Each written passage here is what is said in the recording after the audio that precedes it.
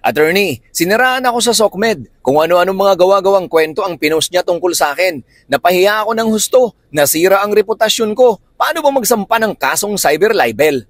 Madali lang magsampa ng kasong cyber libel kapag malinaw na ikaw talaga ang pinapatungkulan sa post niya. At lalo na kung pinangalanan ka mismo sa post o kaya'y nakatag pa mismo sa'yo ang ginawa niyang paninirang puri. Tandaan lang, napaka-importante ng documentation para mas mataas ang tsansa na sumampa sa piskalya ang kaso. Kailangan kasi dokumentado lahat para malinaw ang ilalatag mong mga ebidensya na sasalo at tutugma sa mga bibitawan mong aligasyon sa complaint affidavit. Unang kailangan mong gawin, idokumento ang lahat ng mga paninirang puri laban sa iyo.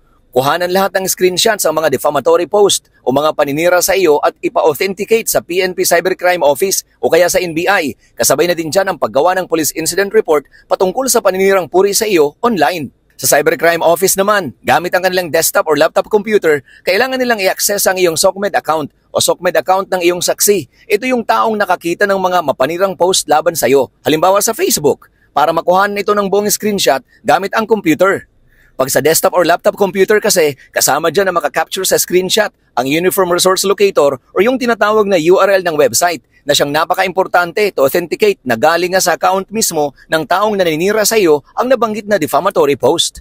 Maaring magbago ang proseso ng authentication kung burado na ang post, kaya importante na makuhanan mo agad ng screenshots kahit sa cellphone mo lang ang mga mapanirang post laban sa iyo for future reference or authentication sakaling madelete na ito bago ka pa makapunta ng Cybercrime Office. Tandaan, napakahalaga ng authentication ng mga screenshots dahil yan ang mga pagbabasayang ebidensya maging sa prosecutor level pa lang.